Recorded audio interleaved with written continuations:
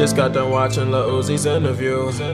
I learned a lot of shit off them interviews. Yeah, sorry I used to, now I'm not into you. I'm in my zone, I can't have no intervals, no. I simply cannot settle into normalcy and plead. So like them politicians, I got tricks under my sleeve now. Shit, I gotta change now, cause every day's the same now. Our combos are the same now, gotta get out this maze now. All these lines can't trace, living legend in the making. I had her up just smoking some cookie. Right after that she was giving me cookie. Running the game, I can't end up no rookie. Word on my palms, I got that tatted on me. My inner self can be fucking annoying. Looking for answers to kill paranoia. Not one for talking, don't do much talking, no. In my zone.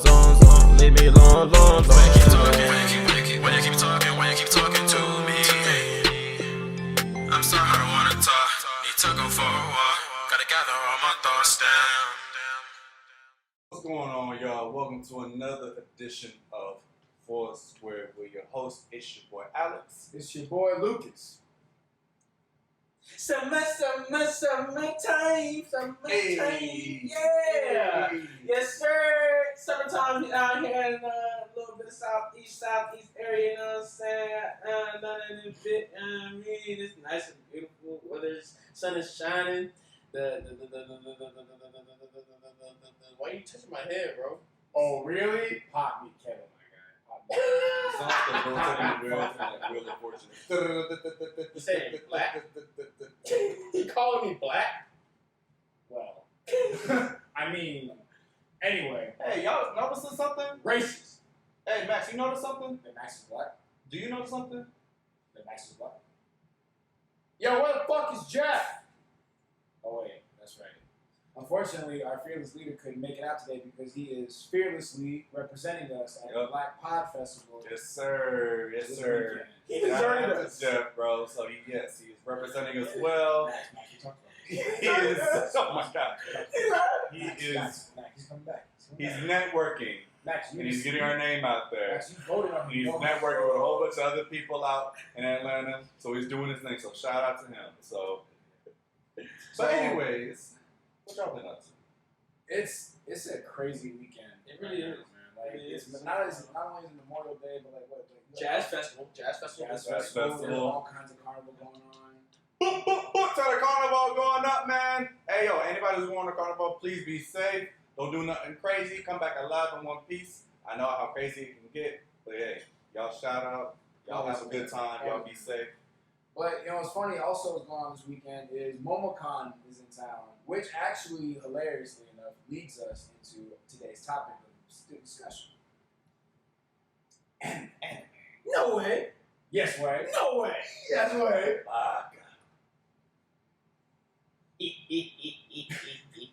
Well, but unfortunately, because Jeff's not here, it doesn't feel the same without, What someone else? to fill the spaces. Exactly. Someone to help us out. So today we got two guests. Two. My boys from college, they were graciously enough to pull up and join this lovely discussion on anime. So without further ado, I would like to introduce Chooks. You've already seen him. Salmon. Yeah. Salmon. Hey, what's going Sit your on? salmon butt down Hard, and bro. say it correctly. And also, if y'all haven't seen in the previous episode, we got some shirts. The shirts is Chris. And the person who made the shirts is also here. My good friend, our good friend. My boy! Yeah, sit up. How many Shout out things? to Jay and his company. Jay's got the house. Jay's got Jay's got Sac house. passé! You the only Haitian here. You don't know what that means. Wow. I've always wanted to know what it meant. What's up? That's fair. Hey, yo, what's up? So Basic. Huh? Basic. Yeah. I think you just told you. That's like I said, number look. Apparently, that means what's good. Just like que pasa. There's 100 ways to say that. There is a Yeah. Just like there's 100 ways to say sac passé. You can either say sac passé or you can say sac café. I'm getting a lot of educational Haitian. What? Sucker fit? Sac café. Que lo que. I knew you were getting. What's the way to greet people in Igbo? All right, bring it back. Can you? Bring it back. Can All you? right. Let's Bring it back. That's not what our conversation is about. This could be multicultural. I mean, anime is culture because. Yeah. Oh my God, no one cares. Wow. You're on that again? Oh. Oh, who you? Wrong episode. Jesus. Is it? So we've got a list of different things, a lot of different topics, a lot of different segues that we're going to get into for this anime episode. So hope y'all excited. For those who watch anime, I'm sure, don't get too cringy. Those who don't watch it, go watch it. Please do. It's actually good for your soul. Damn. Anime makes you a is- better It's a part of the culture. It makes you a better person. Join the culture, y'all. Does make you a better Don't person. be a lame. Alright, so starting off, the most impactful / gruesome deaths. Who do y'all think has that? All right, I'm just gonna start hard and fast here. Jiraiya motherfucking sensei.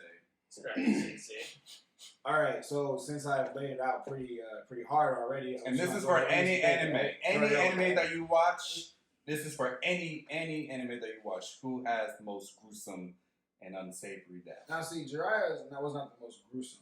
Mhm. The most gruesome I saw was in Goblin Slayer, where the goblins literally. Can we not talk about Goblin No, Slayer? we're not Okay, thank gonna you. That is Did my that make fault. you cringe? But It's not. But it's not. Was it an impactful death? it wasn't impactful, and But no one knows. When Jiraiya died, I think every child who was watching at that point in time, any child or adult, was holding tears back.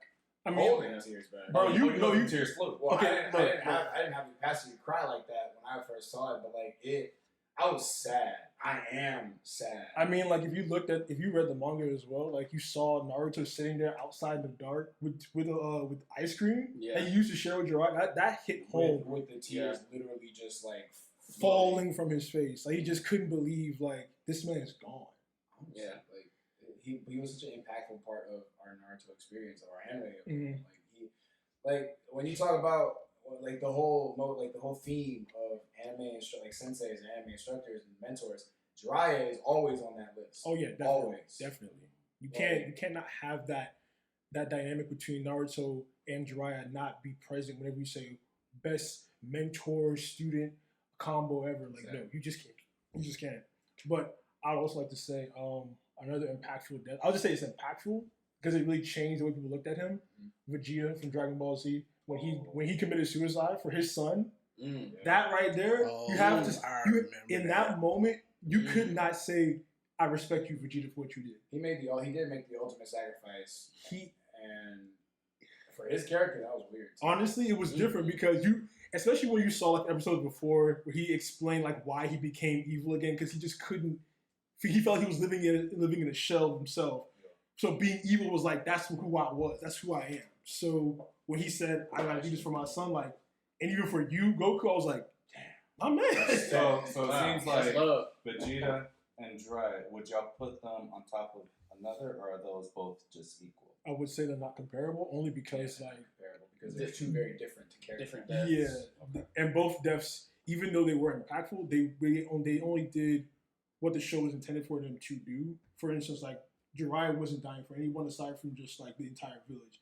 Vegeta wanted to just die for his son, and those that were there in that moment. He wasn't really doing it for anyone else, but just those few people he named. Yeah, he was making up for his sins. Like, All right. Cool. Well, respect and RIP to Vegeta and Jiraiya. So, Oh wait, I got another one too. I'm about to say one more, and then we'll go to the next one. Yes, with it. Okay, so if you all watch One Piece, you know who I'm going to say. Like our boy Ace. Like that death, you can. It's like his death, along with Whitebeard's death, was just. I'd argue that Whitebeard was much more impactful. Yeah, like emotional impact, Ace for sure, because it was like you watched Luffy do all of that. Like this man for 3 arcs in a row tore up the world's structure, like the equilibrium in the world, only for Ace to just for him to lose. That was the first time he really lost. But Whitebeard's death literally started the new era.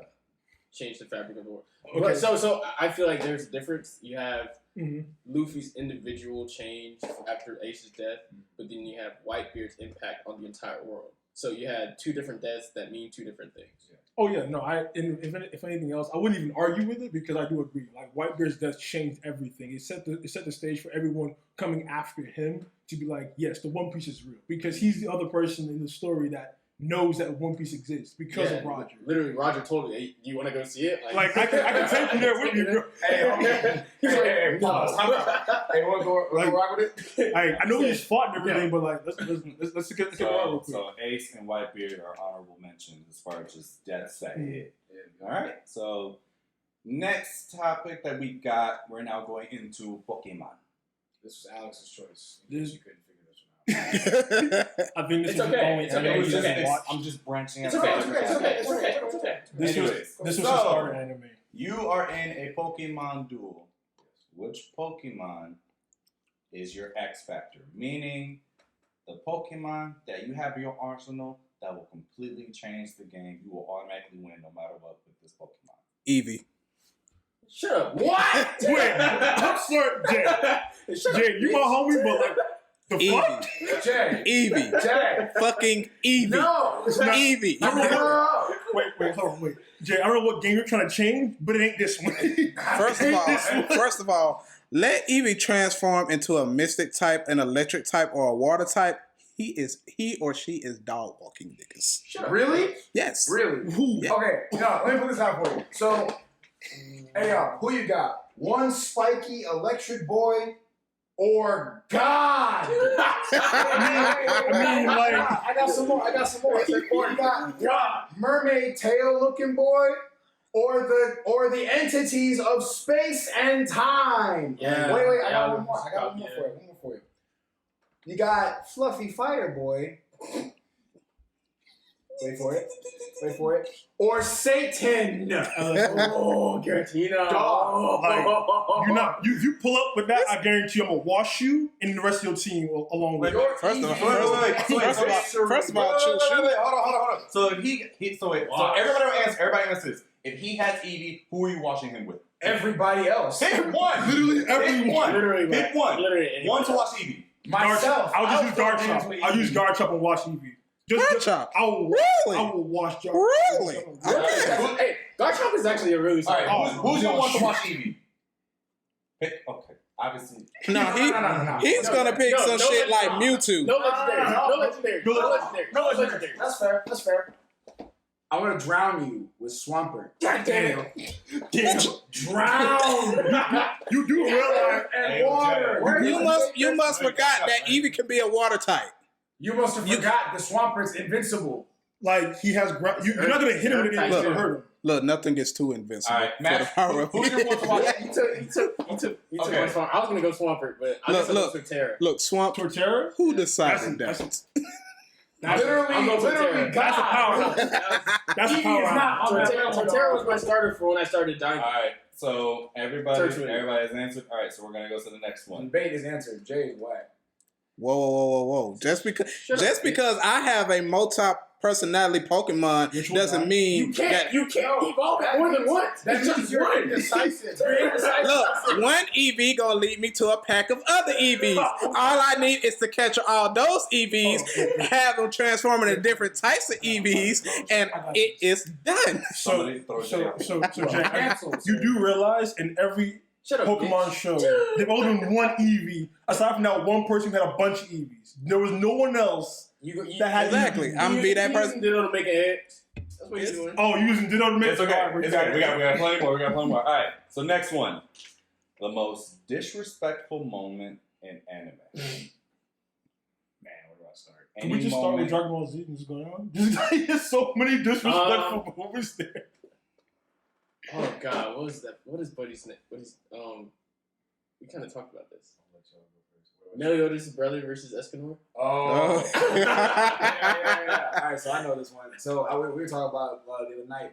So basically, what happened? So in like season 2 of Seven Deadly Sins, last time it got was any good. One of the main villains, the 10 Commandments, his ability is if you feel any kind of hatred towards him, whatsoever, you are pacified. You cannot make a fist. You cannot throw a sword at. You can't do anything. So everybody obviously hates this man because he is their enemy. So they're like, how are we supposed to fight him if we can't punch him? So then here comes big dog Escanor, dripped up in his armor, just stomping up at him.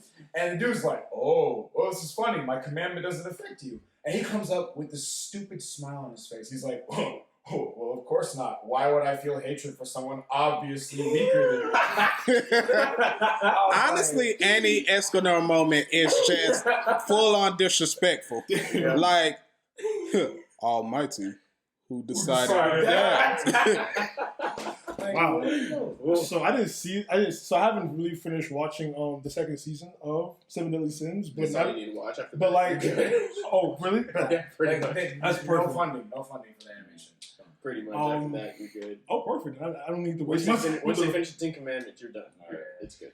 I'll say, like, I Not guess Ten Commandments. one disrespectful I'm just going to bring to the OG for OGs. Vegeta, when he fought Frieza, he cried in the middle of the fight because he realized, like, damn, I can't become a Super Saiyan. I'm fucked. And just proceeded to get dog washed all across the screen. And then just have a flashback of him just being used by Frieza all his life. Like, damn, that motherfucker used me all my life and I can't do shit. Yeah, no ass whooped. But Like, karma's a real bitch. That is true. Come right back around here. My man came right back. Because, like, no, Vegeta dogged him, but let's not forget in the Dragon Ball Super Broly movie, Frieza got clapped by Broly for an hour and a half. Yo, what? And I say that because Goku and Vegeta, they realized that by themselves they couldn't beat Broly, so they teleport, so they instant transmission away, and they try to do the fusion dance, but they kept messing up the fusion dance, so it's like you gotta wait 30 minutes and try again. And they left Broly to beat the actual crap out of Frieza for an hour and a half. I gotta give props to Frieza for lasting that long, but how you gonna get whooped for an hour and a half? Lasting? I don't even know if you could call that lasting. My man was just getting scraped across the floor. And then Frieza was like, "You dare lay a hand on me?" He transformed to Golden Frieza, and he got washed again. You should just keep getting hit. Jay, You're what not do you special. have for a disrespectful moment? Shoot. Honestly, all of Inuyasha. Because this man is half human, half demon, and everybody just calls him a mutt. Anybody who knows him just says, "Oh, hello, mutt." Your own brother says, "You're a disgrace to the family." And then to top it all off, your mother then talks to you and says, "You're also disgraced." Because the mom is in the show too. Oh yeah. Oh The yeah. mom legit says you are nothing. I was like, damn. Like, bro. everybody other than your friends and Kagome is just like, "Oh my God, we love you, Inuyasha," while the whole world is like, "Get off of me, mutt." Alright, so One last one. This is one of the classic moments that everyone talks about disrespect because this is from the iconic, the one and only Madara Uchiha. When this man first showed up, he clapped the entire Great Shinobi Alliance, of course, with his hands. And then finally, he's like, you know what, enough playing around. With an unnamed jutsu, they don't even have a name for this. He just drops a meteor out of nowhere. And these motherfuckers try all their hardest to stop it with all their might. They put their sweat and blood in that. And he's like, huh. That was really cool. So, what are you gonna do about a second one? Look at me right there. My man who was holding it, like, just like his head. I know he had a headache after that whole thing went down. Oh yeah, Onoki, you was done for that. He was like off. That thing split in half, and he's like, Oh, and just a correction, I just remembered. So his mom didn't hate Inuyasha. But she was definitely talking shit to Shishomaru when he came over there. It's like, yeah, you're not gonna kill me, but you definitely gonna get this power though, just so you know. Yeah. all right. So next topic. This may not bring up as much animosity, but the value of a filler episode. It's a nice little break in between. Yeah. Yeah. So- there's no value in it. But wait. But I will say, in some anime and some anime-inspired shows, some fillers are dope. Like for an anime-inspired like Avatar: The Last Airbender, there are some fillers that we still enjoy. Yeah. Like the moment where Iroh was commemorating his son for his birthday, and we all know that song. Please from the vine, falling so slow, brave little soul, sing that right now, bro. surf marching on. Okay. Can we come back? So, let me share the let me add some to the discussion. I think that filler episodes they obviously have value, but it's very very contextual. And I mean that in saying, okay, so when an artist is doing his manga, he's doing all his work, he's writing a story.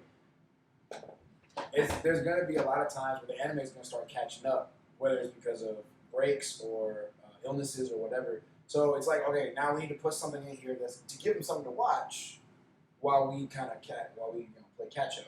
Mm-hmm. But more and more so now, we're seeing a lot less of that because the anime are being broke down into seasons. Like we don't see that stuff with Naruto, One Piece anymore because they used to just let that run. Yeah, they just have like a 20-something episode season, and then they spend the rest of the year doing just preparing for the next one. I feel like with that, you can count it as filler. So, for instance, I think if anyone was watching Boruto, there's some of the episodes of Boruto that don't even align with the actual manga. So until you start seeing oh, they're just gonna end this off, it's just supposed to catch up, and just draw the arc for the next piece. So that was the next arc coming up and everything. So I do feel like they do add value. If anyone watched there was a One Piece whole filler arc where they did it was a samurai thing. It was very samurai, not the one arc itself, but it was before they went to Wano. They did a whole samurai thing where Luffy was trying to be the best. I think it was the best shogun around because it was just really weird. It was really weird. Yeah, they do that. Yeah, it was nothing with the story. Yeah, but it was just really real. It's okay, this is a break, and it was just celebrating the anniversary of the show itself. Yeah. So it does add value, but I feel like it's just more promotional than it is let's progress the story along, right? I don't know. I think that filler has a lot less. I don't know. I think filler only has value in longer things and maybe an occasional episode, but I think that it's much more beneficial if you just have a short season so you can pour your time and money into it. So you're not distracting yourself with filler episodes here and there, and then it's oh yeah, well now the quality of the rest is kind of going to suffer for it. Unless you have Ufotable's budget, you're gonna have a hard time doing stuff. Especially studios like Mappa that are doing 90% of our mainstream stuff. So do you feel the filler episode has to be placed in the right spot for it to be just okay, this is just standalone filler until we can get this in, or do you think filler should just be in there altogether? Isn't that the point of story writing though? I think when you're making a whole production of an anime, it's about the strategic placing of any filler arcs. Yeah, and that's why I feel like it has value because you still want that break because if you keep because I know if you saturate something over time, it's gonna get to a point where dang, I really can't keep up. You have a life at some point. We're probably not gonna be able to watch the show. Some things just get played out for too long, and that's why some people will complain about certain animes or certain episodes are some are just it's just too long. Everybody will argue One Piece is too long, but this actually brings me to I'm gonna skip a few things on the list just for this specifically for this topic of best story writing, which anime in general is the best as far as a written concept. This is a beautiful story. This is beautifully written. I'm gonna start this one out. So I love One Piece. It is definitely probably one of my favorite, best written stories. Thoroughly written. Thorough. You can disagree with me if you want to, but you're just wrong. The universe is connecting. So I dare y'all to disagree with that. So if you watch Code Geass literally from beginning to end. My brother, they had an amazing start and finish. I was gonna say that. I was gonna mention it. Oh my! You're in my head right now. Did you get out? You're in my head. What's going on here? How about? It's okay to be jealous. It's a bromance. It's okay to be jealous. A bromance. Okay. But yeah, if you watch Code Geass has one of the best storytellings. It's honestly on par with some of if you've watched Death Note before, Death Note also has some really great storytelling from beginning to end. It's really something that you'd have to spend time looking at and actually understand the background of the story because they do a really good job telling the background of how each character is developed, and you can see amazing character development along the way. Honestly, it's one of the best. You have to love that. You love that. I agree 100%. Code Geass is actually my favorite. So, but because my boy already mentioned it, I'm gonna say I agree. One Piece. Some of the best world building I've seen, but my pick I want to add to is Full Metal Alchemist Brotherhood for storytelling. And I also stand by that. That's rather solid. 100%. Wait, can you give me a full rundown? A full rundown. So a Full Metal Alchemist Brotherhood is a very intelligent shonen for his genre. Like most shonen is like very simple. Young hero wants to be the best, fight, be the best, fight. But this show touches on, consequences of your actions, political conspiracies, war, the consequences of war. It goes into and the entire system of power balancing is like it writes itself. Yes. Like the idea of the equivalent exchange. Like there is no you cannot just become more powerful. Like, one person's not more powerful unless you train more. Like you evolve equivalent exchange and everything. So pretty much like it actually added consequences for what you were doing. So if anyone also remembers like the original Full Metal Alchemist, so this story also, and this is the reason why it's such a great show, because it filled in so many of the plot holes the original did. It didn't make sense how, for instance, the homunculus were made, because they tried to say that it was made because of the bones of the person who, after you made it and it failed, they came back for some odd reason. It just didn't make sense. Well, that was also because the manga at the time, the original show was not finished yet. And I think that's what they kind of messed up there. The show took the liberty of making its own last 2 seasons, which while they were cool, like in concept, they really there was a very big jump. It was like, whoa, where am I all of a sudden? Like, and it just it's like a whole bunch of discontinuity from what they had planned. And so like I'm like, bro, what's going on right now? Like, why are you doing this when you did this before? Exactly. So this also will then bring me to another topic. Because since these are beautifully written stories, would you live in them? Which brings me to the next prompt. I'm just saying, if you had to live in any anime world, which anime or anime inspired, which world would you want to live in? Jay, you start. Anything Studio Ghibli. The animation style for those movies, oh my God, they are beautiful. I agree with you. Okay. I'm just, curious. He just wants to be pretty. That's what it is. He just want to be pretty. You're just here for aesthetics? I mean, I'm here for a good fight too. I'm not mad at you. I'm here for an adventure. I like adventure anime. So you can set me down in One Piece. I will gladly go around the world doing my shit, being the strongest. I'm fine with Wait, you want to be what? Would you be a pirate on a ship? Oh hell yes! I'll be leading my He's own gonna be a Captain Jack Sparrow ass nigga. I got a pile of dirt. I got a pile of dirt. Nah, I can imagine Chooks on a pirate ship. It's like, we have you surrounded. Hey, fuck you. Hey y'all, you can suck my and proceed on from there. It's like, why don't you go surround yourself with some bitches? Like, damn. We got you surrounded. I got y'all surrounded with my big ass dick. Okay. If I had to pick one, y'all probably would boo me for this, but I would probably want to live in the world of Avatar: The Last Airbender, or We said anime. and that's anime inspired. No, we So said if I had to anime. pick anime world. No, we said Anime world, fine. You're gonna get like heat for that. I would love to be a chef. I would love to be a chef in a ramen shop. So throw me in Naruto. Food Wars. You can just be in Food Wars, bro. Nah, he wants war. He wants the wartime. He wants the No, I don't want the wartime. I just want to cook. You wanna? I want to cook and I want to eat. I actually just might go to Food Wars because I just don't want to deal with that snobby bitch at that school. You're gonna have to deal with her. Because she gets on my nerves. I wanted to drop kick her You're gonna so see many her times. She was really thinking like she could do all bad by herself. Nah, bitch, just recognize that I could cook better than you. The main character had her wet in the first episode. It was the fact that she was literally about to melt about some fried rice. Bro. She was about to melt in her soul about some damn fried rice. The eggs had her weak, bro. Why don't we let Max pick what kind of world he would like to live in? Oh shit! All right. I'll either go with One Piece or Jujutsu Kaisen, because we already kind of live in Jujutsu Kaisen. Think about it, like curses and demons and shit like that. You think about it. Conspiracy. Stay woke. Feel the spirits around you. Please don't listen to Max. Please don't listen. Bullshit. Black women are beautiful, but let me refocus. Stay focused, brother. We must stay focused, brother. Honestly, if I had to pick a world, I would go a little more fancy. I would pick something like either Like My Hero. Don't say fairy tale. no. I was gonna say Fairy Tale. Oh no! I got one. One Punch Man.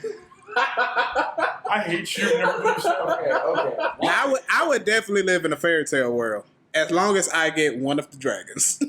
I hate fairy tale with all my spirit. How you gonna raise a dragon?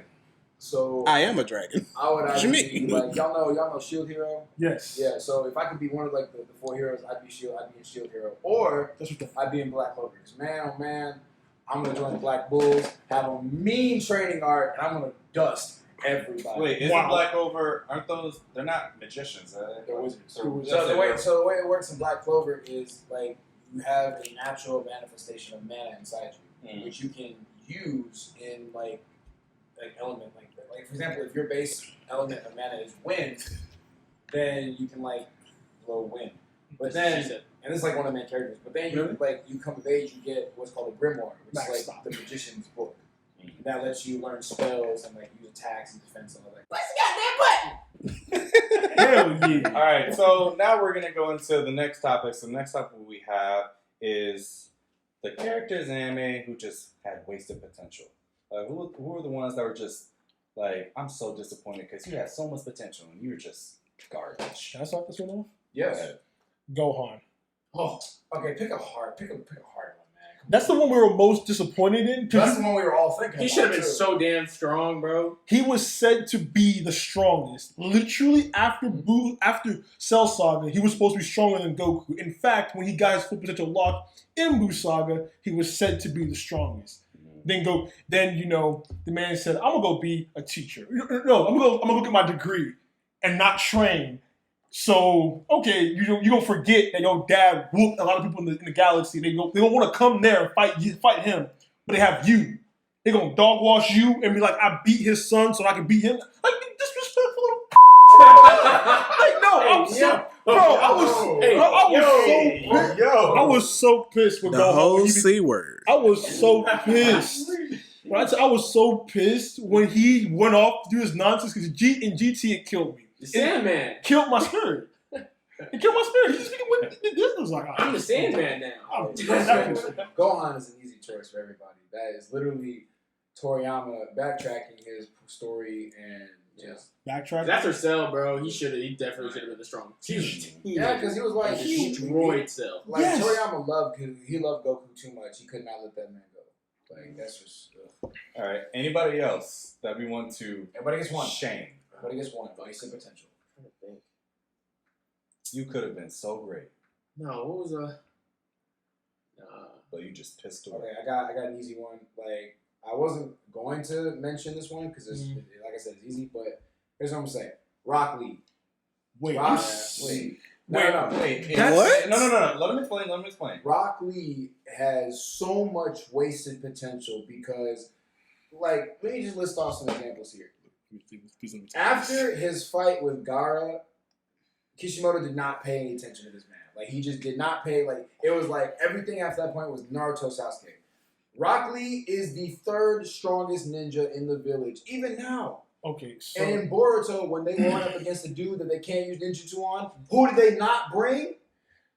okay. Rock Lee. So I feel like that is a problem on the writer's fault. That's just bad writing. I don't think that Rock Lee himself is inherently wasted potential though, because that's bad writing. Well, the same thing goes with Gohan. I mean, yes, that well, actually, no, not Gohan, because it literally there's literal points in the story that it shows that Gohan was supposed to be the strongest. Like there was no Goku out of his mouth said you were stronger than me. And the same, At a thing teenage- happened, the same thing happened with Rock Lee. And guess what? Kishimoto and Toriyama loving each other so much. The same thing. The same thing with each other. They said, all right, we're going to give you the best fight in the whole series, and I'm going to forget about you. They did. Tell me he didn't, man. Tell me he didn't. I feel Rock Lee like- should have been clapping so many of the In Naruto, I feel like the writer fucked up.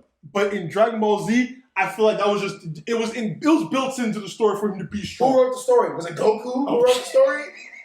Dog. All right, You're going in circles here. Toriyama did the same thing. all right. If you, The only difference. You gotta let him I have don't want it. to. Let him win. The only difference Okay. between Rock Lee and Gohan is that Rock Lee kept training his ass off and got cheated. Gohan, by writer's choice, chose to stop training. So again, I just want you to so the clue in what you by writer's choice, Gohan to stop training. The writer chose to make Rock Lee strong. It's just that he just fucked him up completely. Yeah, but like, okay, if Which I don't even know which one. Honestly, I don't know which one's worse. Because I mean, come on. Which one is worse? You set them up for success and you keep giving them success, but then you don't capitalize on it, or you literally give them the world and then take it all away in one instant. What? This motherfucker. No, man. Join the debate. Choose. No. No. I was making a sponsorship. I said, Deer Park Water. Stay thirsty, my friends. You see the way they hold my man? We live to fight another day. They took this man and said, you know what? After beating a tailed beast, we're not going to, in fact, you won't even win the fight. You're going to give us the best fight, but you will not win the fight. In fact, we're going to make you a cripple. That's what they made the master cripple. Had a whole fucking walker with him, bro. But they gave him a cripple. Crush. So did y'all have some other choices? No.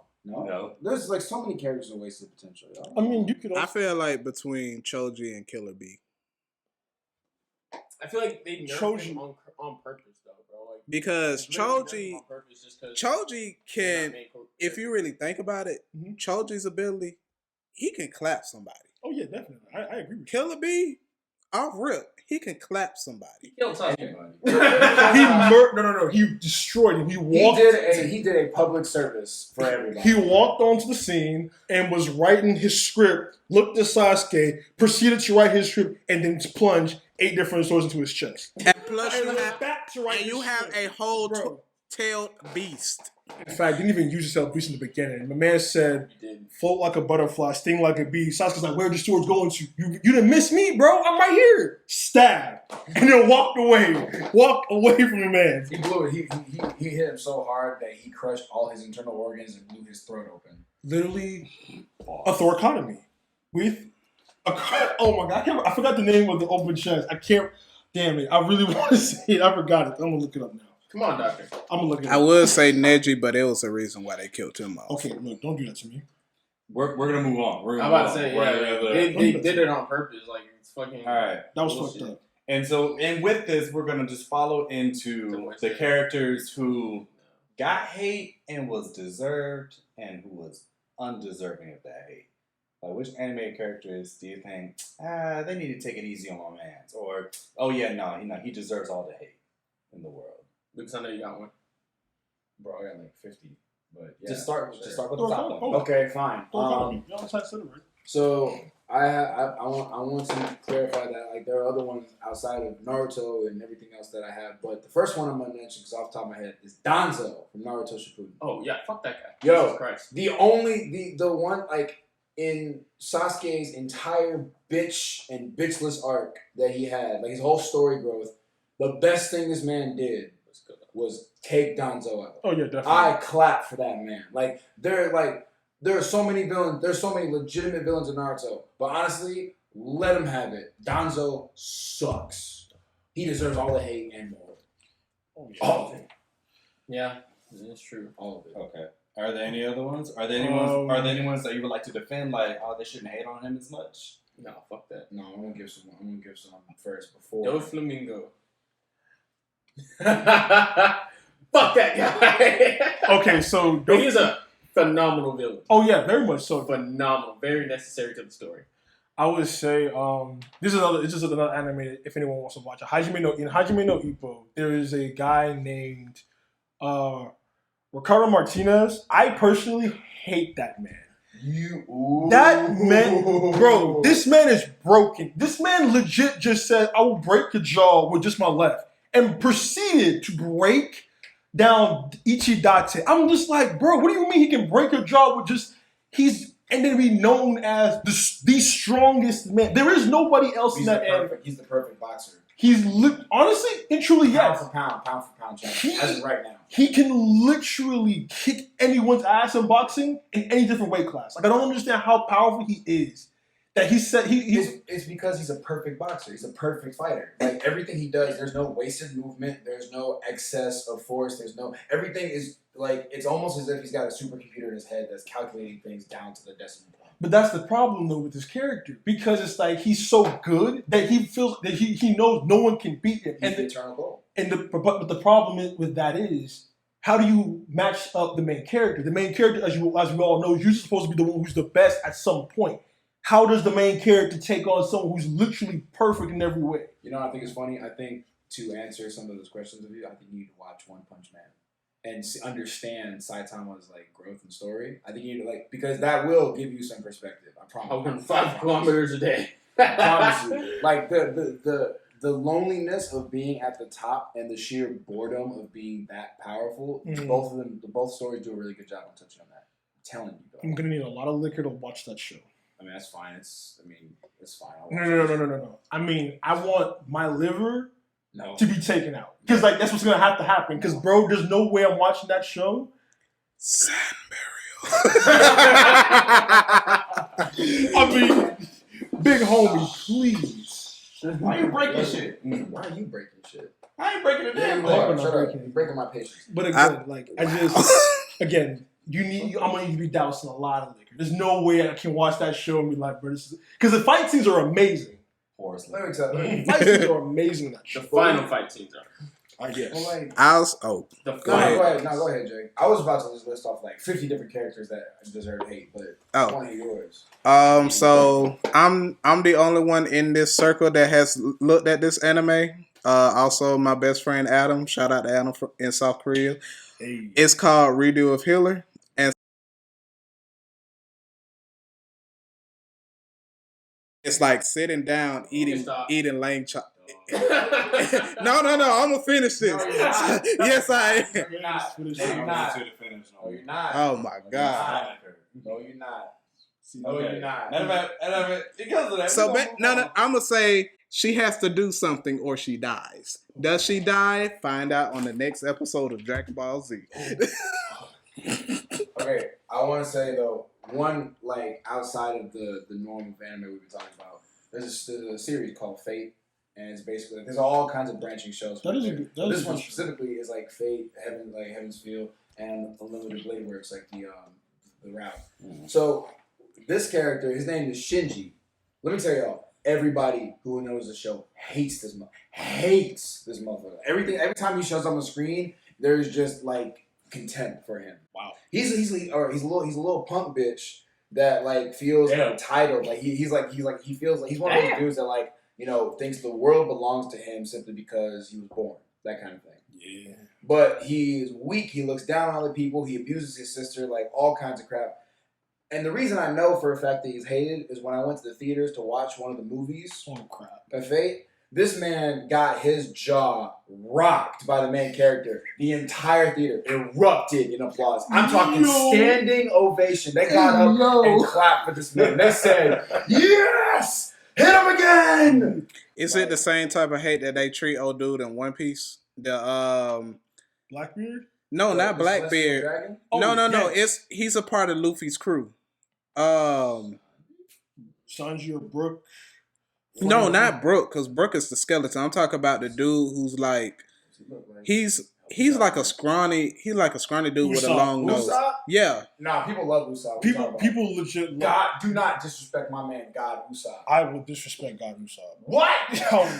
I will walk up to Usopp and I will wash that man. I'll wash you. Because when I learned about his character, apparently his character was basically oh yeah, I'm just here for just the adventure, but get dog washed almost all the time. He comes in handy when he comes in handy when it's out of nowhere. That's the thing. No one had a better glow up, proportionally than Usopp. Usopp had one of the best glows because he became an actual fighter on the crew, but still gets washed every time he sees on the screen. Don't know why. But another character I would say that got a lot of hate early on, but didn't really deserve it. I would say Bakugou from My Hero. So Bakugou got a lot of hate early because, as you know, Bakugou literally, the way he talks, the way his manners are, you would think he's a villain. My God, man, he wants to go kill people, bro. You can't be a hero killing. I actually love Bakugou. That man was a walking temper tantrum. Moon Knight, Ghost Rider, they're heroes. They kill motherfuckers. I mean, Look, we ain't talking about that. We're Their talking about Their purpose is to kill. I mean, look, Bakugou literally Those are embodies anti-heroes. all of that, and like Yeah, but he doesn't really kill. he does it, and that's the thing. People give him hate for it. He kills, but he saves. But he saves more than he kills. He learned that actually. He learned to be a person who saves at the same time he Okay. wants to be strong. Shocking, I know, but I'm gonna disagree with you on one thing. What? His hate was not unwarranted because until like very, very recently. Because like a lot of people had a problem with his character and the fact that like he was just a straight up man. He was a bully. Like he bullied the shit out of the main character. Oh, yeah. And while people may not like Deku as a character, like I don't like bullies, so I had a bit of a problem with him. And they didn't really show his growth as a person, as a character, much until like at one point where like they actually finally like showed it to you, and then when you look back, you're like, okay, yeah, he really was growing as a person. So like definitely in the beginning, I don't think it was unwarranted. I don't know. I feel that. All right, well, let's move on. So, we've all seen animes. We've all seen that there are certain father figures that are in this realm that are very much good, and then some who are just deadbeat dads. So, quickly just list off who would you say is a good father figure and who is just garbage. Piccolo. Wow. That's my Good. fucking guy, dude. I see. He He what? He what? Tell us what he did. He raised Gohan from a baby Is that through mental abuse or? Because I mean, like. he by did- putting his clothes on. Isn't Gohan a, Taking care of Gohan a him when his disappointment? dad was That's not gone. Piccolo's fault. That's kind of. That's not Piccolo's That's fault. Goku's fault. Do not put that shit on Piccolo. Actually, I'll say just to give Goku a little bit of redeeming Don't you put that evil on me, Ricky Bobby. I'll give just to give Goku a little bit of praise. When Goku does take Gohan back into the time chamber, he whooped him into shape. And Piccolo told him, "My training ain't like Goku training. Yeah. He gonna get you strong. You gonna be somebody when you come out that thing." And what happened when Goku trained him? He got strong. Exactly. He got strong. So what did He he? got strong. Before Goku died, what did he teach us how to do? Get strong. Exactly. Can I get an amen real quick? Amen. Hey, thank you. Hallelujah. Hey, look, we in church today. Praise God. Now, Wait, So- Kami Guru. Gotta be right. Super Kami Guru. Oh, yeah, you're right. See, look at Super that. Kami you gotta say the whole thing like a Tribe Called Quest. Alright, so Piccolo is a good father figure. Any trash ones? I mean, there's Well, I plenty. know Oh. the good Whoa. one, Shikaku Nara from Naruto. That man, He's a good father. excellent father. He did what every father should do, and he was there for his son when he needed him most. I'll say, when we haven't brought up another one from, again, my hero, All Might. All Might is also a good father. With respect, I feel he's more realistic in the sense that he has his faults. And so him not being able to teach Deku how to completely use his ability in a way where he won't get hurt all the time, but still be there for him when he needs him for that emotional support, because Deku's going through a lot. He has a lot of... Deku's mental journey is honestly one that you would say, like, damn, you go through a lot. You have to really like weigh in on so much of the decisions you make can influence everyone else around you. And if you don't do it correctly, that could mess up everyone. Like, if anyone has been reading the manga,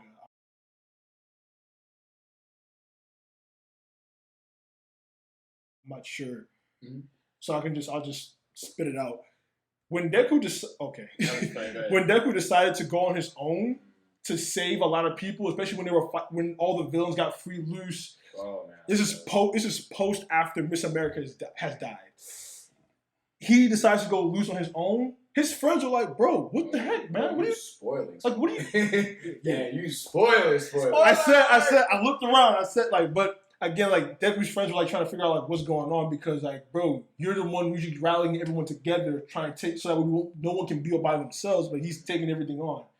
All Might is trying to tell him the same thing, and everyone, his friends, again, like that mental journey. He didn't. Again, that's the reason why I feel like All Might, in a sense, early on, taught him how to do all that before that happened.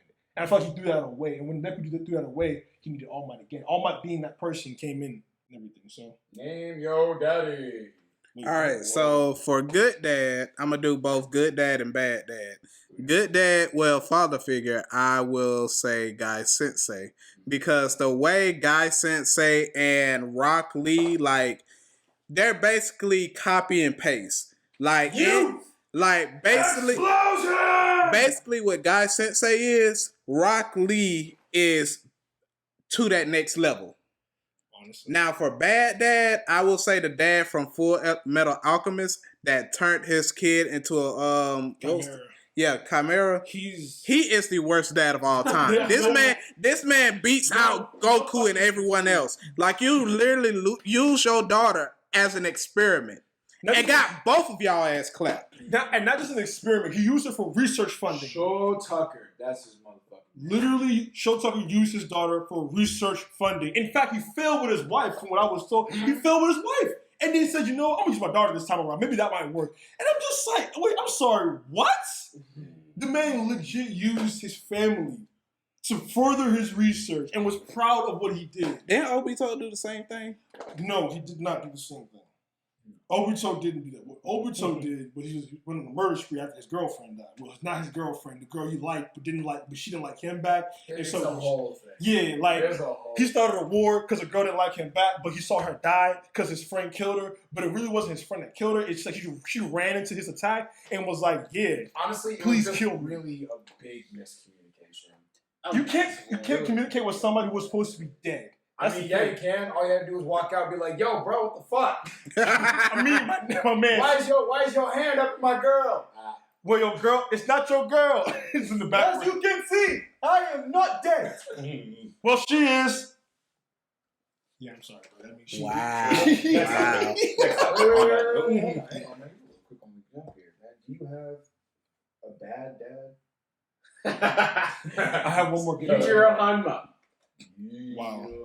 That's disrespectful. That's That's a horrible fucking dad. Dude, he tells his son all the time, "You're not strong enough to beat me. Like we keep You're talking. fucking weak." We keep talking about anime fathers that are bad because they want to help their sons grow or whatever. Nah, he didn't want his son. He was like, I don't care if you grow or not. You suck. Good luck. Whenever you think you're strong enough to fight me, Think again. come fight me. But I will, for my final pick here for the bad dad, I gotta say, I don't even know his name. That's how I know he's a bad dad. Gon, his dad.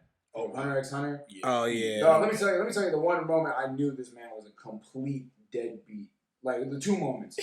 The first moment was like his son is following the trail that he has left to go find it. Well, he didn't leave it. He's tracking him down. And there's one point where he has the ability, he uses this thing to teleport himself to his father. He uses it, it teleports him to his father's former apprentice. And we come to find out the reason why is there's two different abilities. One of them allows you to teleport yourself with some other people. One of them only allows you to teleport yourself. His whole thing was, if he doesn't use the ability to teleport himself, then he's not worthy to come to find me. He's too weak because he needs other people. I'm like, yo, that's fucked up. because that action then sparked the greatest and also most terrifying anime arc of all time, the Chimera Ant arc. All he had to do was just see his son. It would have been fine.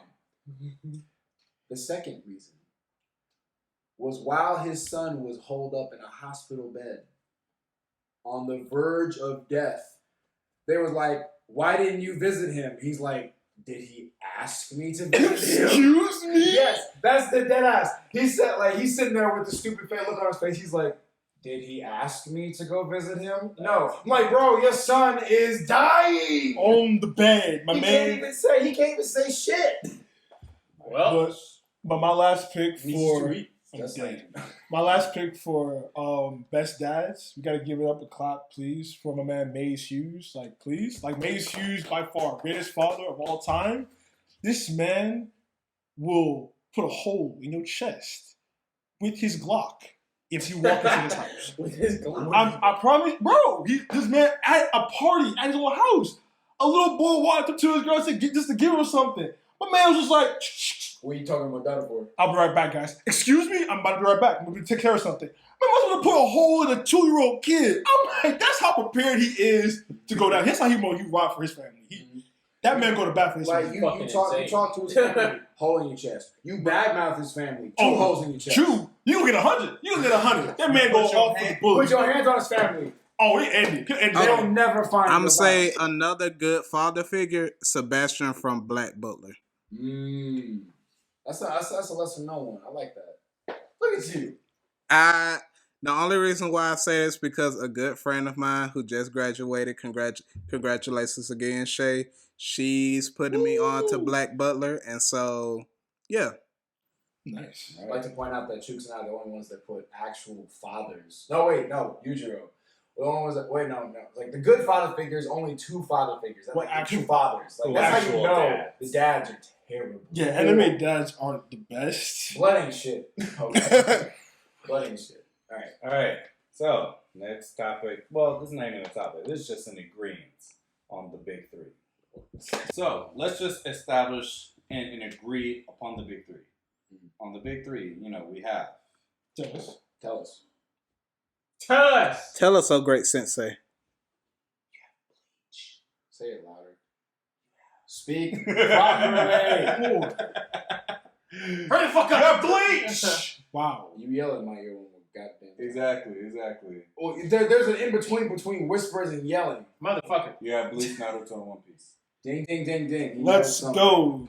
I know a little bit. Thank We're God. trying now. We are trying. I'm getting better at it. Oh, seriously. We're just establishing and He's a agreeing grind that the boy. big 3 is the big 3, and it's not based off of popularity, but as far as what moved the culture and what moved our generation. You've been listening. I'm so proud of you.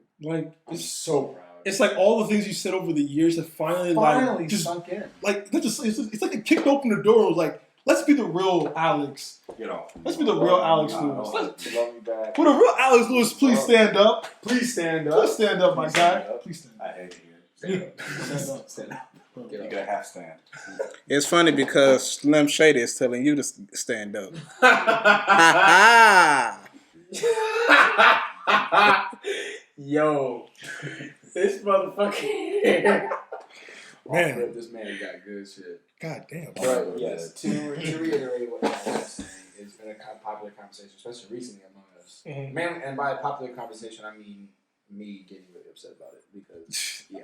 So You ain't the only one. the whole There are thing. people who argue that there are other shows that There are people. There are Other people, shows don't matter. There are people that say like there's an old generation big 3, middle generation, new generation big 3, and I think people have been so gung ho about replicating the experience of the big 3 that they lose sight of what it actually is. As Alex said, it's not a popularity contest. It's not getting the 3 best anime characters from the best anime and putting them on a bracket list. It's not that.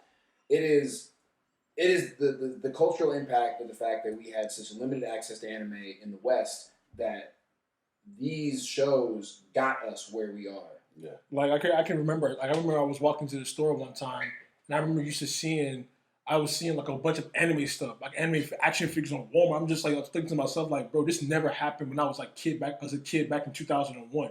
You saw no anime unless you went home and waited at night to like 9 10 o'clock. Tsunami. Exactly, To Tsunami get and on. Adult Swim just to watch the show because like my very first anime I can remember far back is like Gundam Wing. That was my first exposure to anime, and that's ever since then I've been in love with anime. Like it's just those many exposures that we had as kids. We can all agree like those jump-started our career into anime. So it's like when you start seeing it more and more, you start seeing how anime has affected a lot of different people and how anime has changed different lives. I've seen people have stories about how anime has really changed the way they think, their life, and how they used to be when they used to be younger. It's really a cultural move if you really think about it because anime really talks about a lot of deep shit. You just have to be willing to open your mind to it, not just think, oh, it's just a kid show. It's a lot more than that. All right, so when we talk about boondocks and stuff like that, you like see the direct, like how culturally impactful the movie is in that media, both in like the actual, like the writing of it and As far as the scheme, because like people like a lot of people who recognize like the Boondocks, especially like people of color and black people, we love the Boondocks. There's plenty of references that we can go to for the Boondocks, but as far as just how it was scripted and how it looks, as far as just like the artistry and like the facial expressions and like the fight scenes and stuff like that, you could easily cut that into. Oh, I've seen that in an anime show. and it's not even just the boondocks. Like you see like other animes or other things. Samurai Jack. Like when you see like nowadays, even today, like, you'll see something and be like, oh, that's very similar to Naruto. Like for the longest time when Black Clover was running, it was like that's just Magic Naruto. Wow. Because, while the actual like in-depth story of the writing is is similar but different, like vastly different. Yeah. Like the core, like the core motivation of the character is so Naruto. So like it's like that, and that's how you know it's impactful because that's the second reason why there is never going to be another big three. Is because those three shows, Bleach, One Piece, Naruto, back to back, within 2 years apart of airing from each other. Bleach being the last one, One Piece being the first, is you have such like all three of the characters are pretty much like almost the same motivations, got the same like kind of world building, same mentalities, the same way to go about thinking. All of it is just and like they're all of equal success to each other, and they're all long running animes, not like broken into seasons. They are all just constant. That's how you know like there is not going to be another culture shock like that. I'll say this: I remember a time when when the big three, when I first heard about the big three, when I was in high school, it was with Dragon Ball Z, Naruto, and then One Piece was at that time still rising up because One Piece was still roughly new around that time, right? And so, like, I remember how impactful that scene was. I know that Dragon Ball Z kind of dropped off after some time because after it ended, or quote unquote, with GT, that's when Super was still in development. Never existed. Yeah, I understand the sentiments about GT. I know, I understand the sentiments about GT. I still think that's one of the, when we get into the other topic. It could have been cool. Yes, that's for the other topic we're going to get into. I'll bring that It back. could have been really cool. But it's like, when it came to those three back when I was young, like, I feel like that was a good jump start for anybody. If you were that young, you jumped on just those three, you basically knew a lot about the anime for other ones because if some other anime were built off of those three alone. Like it just like you said, like Black Clover, like a magical Naruto. Like honestly, like those things are built off of each other. Right. So honestly, like I agree with you saying like it's not a popularity contest. It's just like how they impact the culture, how they change in different areas. Like and also please remember there are other anime that also do the same thing as well. Like Pokemon has done this for quite a very very long time. They changed the culture when it comes to Pokemon. Digimon too. Gundam has done the same thing. Would y'all add? Wait, well, this might be a little crazy. Would y'all add Bionicle into this too? I would not. Only no, that's what I'm saying. It's fine if it's not. Bionicle was just like 2000 to like 2010. Right. Honestly, 2005 to be real with you, because like after 2005, it's like you don't really see Bionicle anymore. Right. But also, I mean, another honorable mention, like we all love Avatar: The Last Airbender. Yeah. Like we can all watch that like for days on out, and as far as just like beautiful story, and then anime inspired, but as far as like the artistry and just how you do like the motion graphics with the facial expressions and all that stuff, it's very much relatable. The art style is very like you can see the inspirations in it. You can see like the beautiful visuals showing the environment. Oh yeah, definitely. It gave me more of like a Naruto vibe. Sometimes I got Dragon Ball. There are different villages, different homes, different people with different abilities. Like the way that like, they held on to like Eastern philosophies and stuff. You have these two friends basically helping the main character become its stronger self. Yeah, and there's plenty of times where like there's like the young character who's trying to get that. So I mean, there's also like we talk about Boondocks. Boondocks is like a. I'm so bad he said that because I just had to think about that too. Because Aang is an orphan, Naruto is an orphan. Who's the best orphan? It's called character building. Oh my god! It's called Where's Your Mom and Dad? It's called character built. Why are you out here? Don't think that's how you build character, but that's just There's no one right answer. It's called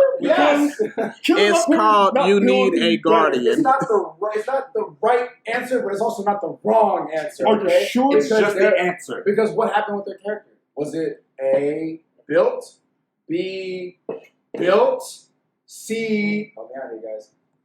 Bill Broke down. Hola, soy Dora. I mean, Can you say build? Bill's character? Aang would not have stood up to Ozai if he did not have that character building. No, Aang wouldn't have stood to Ozai if he Very good. Talk about her life. Remember? After, Oh boy. Now you sound like Orochimaru. Speaking of Orochimaru, actually, it's funny you mentioned that. I did not know this for the longest time, but you don't remember when Orochimaru was just dusting Sasuke? Yeah. Yep. Like piecing him up? they took that fight choreography and put it into the Boondocks. When Riley and Huey were fighting the Hatocracy, yes.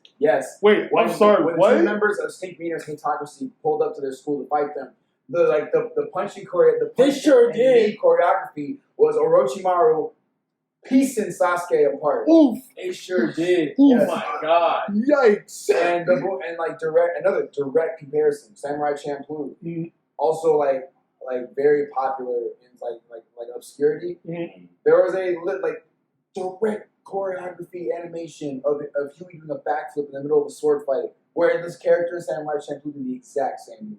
Wow, that's Like That's how you get side anime by inspired. Yep. Yeah, That's the whole cool. thing ties up together. But of course, there's more subtle things like Samurai Jack. Yeah. And Just more- like all the benders, they all derived from Naruto. I did not know that. Think about it. Why don't you just explain it to us? Right. I want to think. No guessing. Fireball Jutsu, Firebenders, Cloud Village, Airbenders. So the idea of like chi in your stuff. Yeah. Okay. Then I guess the idea of cheating your stomach. But it was the idea of just like directing the chi outward instead of just like so I would say that's more like a Dragon Ball Z type thing, because those are Dragon Ball Z types of things. Because where Gohan explains how everyone has that kind of chi energy with Videl when he was trying to fly. So And then they also put that in the JoJo Bizarre Adventure. I forgot Haman. Haman, Yeah, you have to have Haman inside of you. And then that's when the stands come. Now we're gonna talk about all these anime inspo stuff, but what about Teen Titans? It was anime take on DC. Yeah, I agree. So hard. Like the direct, like the animation, the way, The like storytelling? the panels, the storytelling, Yo, the scenes where the characters are in the rain being depressed. Like, come on, Yo. man. So the fight scenes in the ring were actually one of my favorites. Teen Titans was one swing set scene away from being a Naruto copycat. Hey, I wouldn't be mad. I wouldn't I wouldn't have been mad about that. I'd be Matter of fact, the movie when they went to Tokyo. oh, that was fun. Anime. That was really fun. They literally fought anime characters. Basically,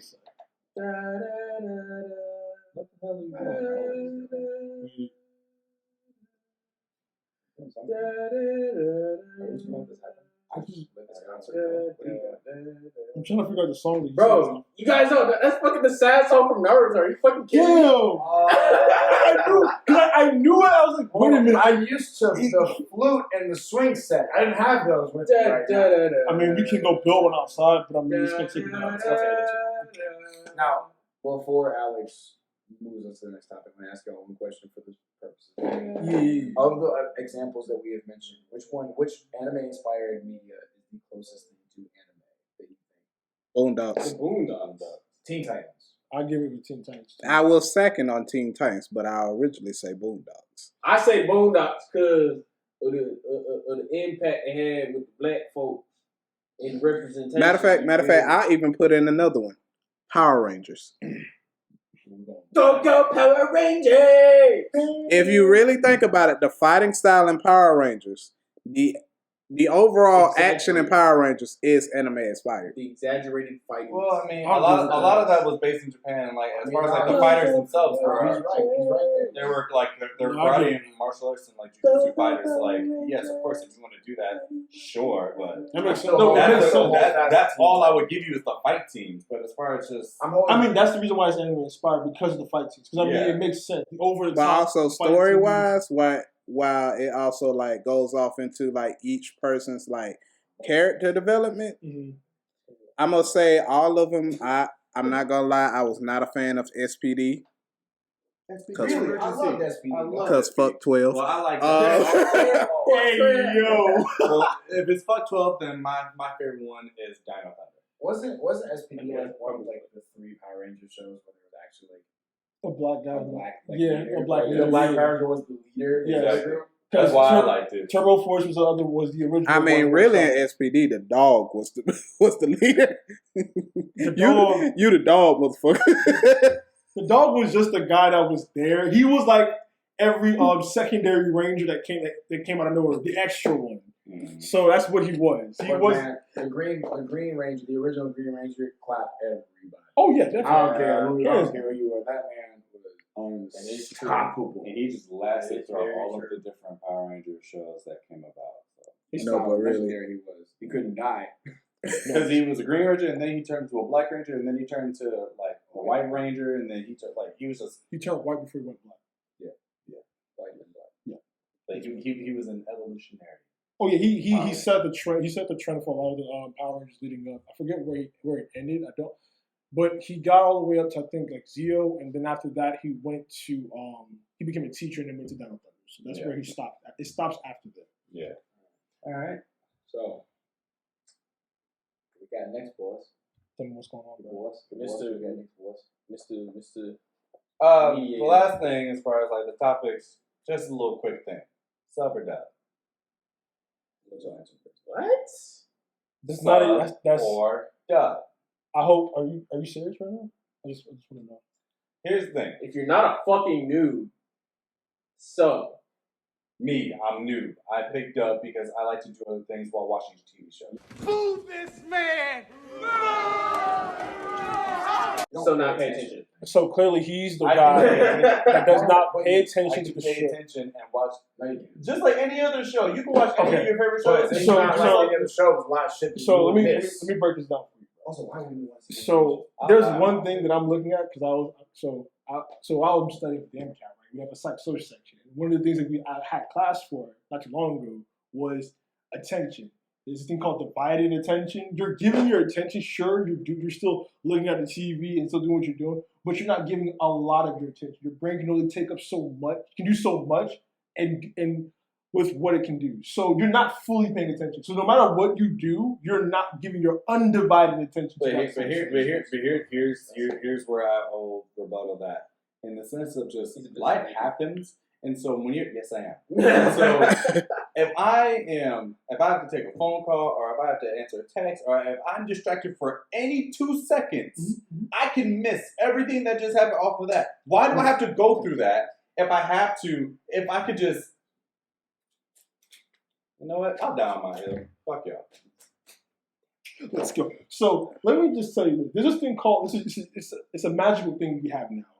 It's called the pause button. No. Oh, So, yeah. No. I knew somebody's gonna fucking say. So that button, so there's this amazing thing, it's a universal thing like nowadays. It's called the pause button, right? And so, Pause button. but wait, it's coupled with his best friend. That man.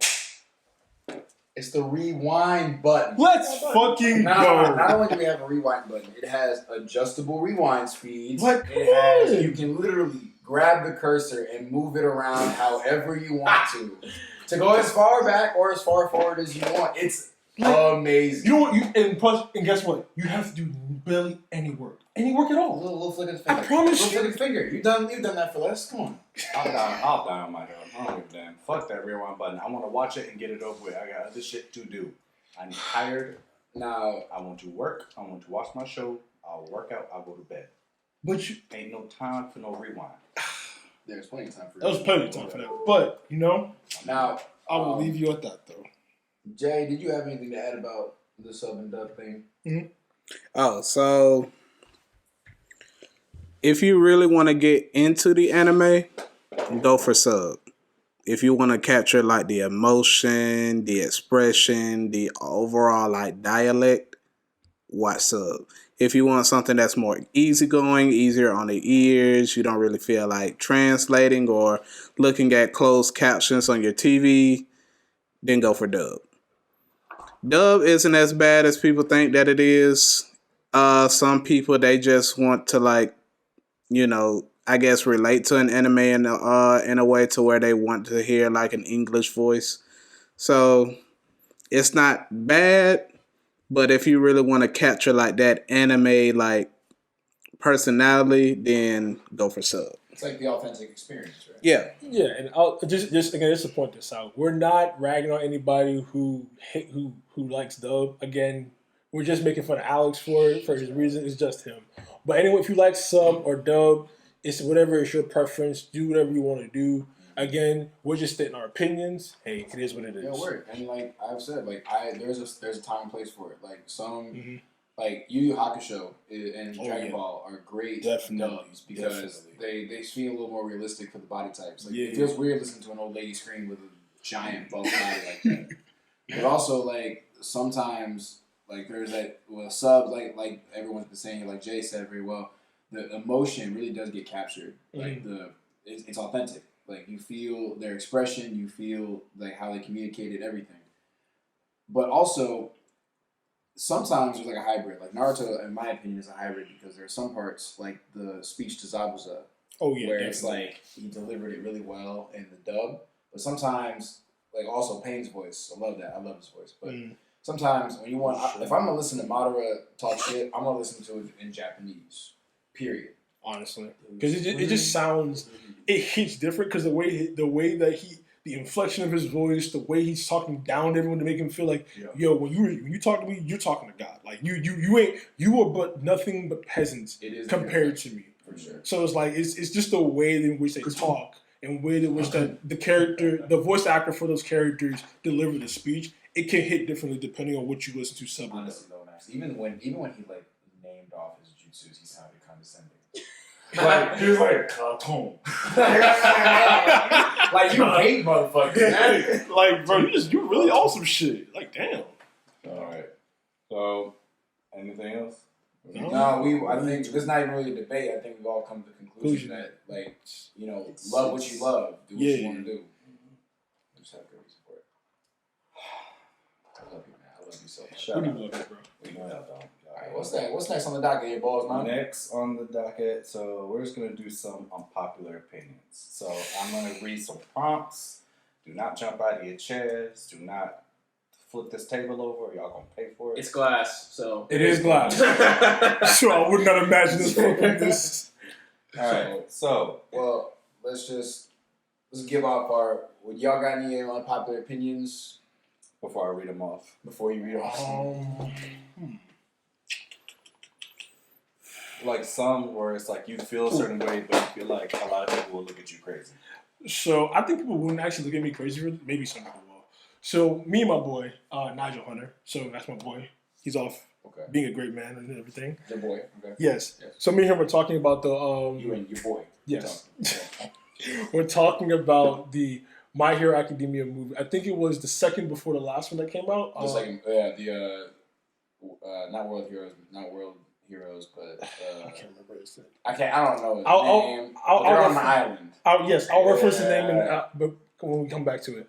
But Bakugou, when he got One for All in that moment, I honestly have to say, if Bakugou had one, I can make the argument that Bakugou got One for All in the beginning of the anime, in the actual anime series. I think Bakugou would be an amazing. He would use One for All in the most amazing way. Honestly speaking, he would use One for All in probably the most dynamic way possible because you think about it. With Deku, when he got One for All with Deku, he's perpetually getting himself hurt. And he, even though he knows that he can't use it at full power, he still gets himself hurt for some odd reason. Yeah. Like he doesn't find a way to manage that, or at least use one. Like do what he did earlier. Like do what he did later earlier. Like we start using 1%, 2%, and pushing himself further and further. I feel like Bakugou would have figured that out a lot earlier when he first was like, okay, I can't use it at 100% power. I'm gonna fuck up my arm every time I do this.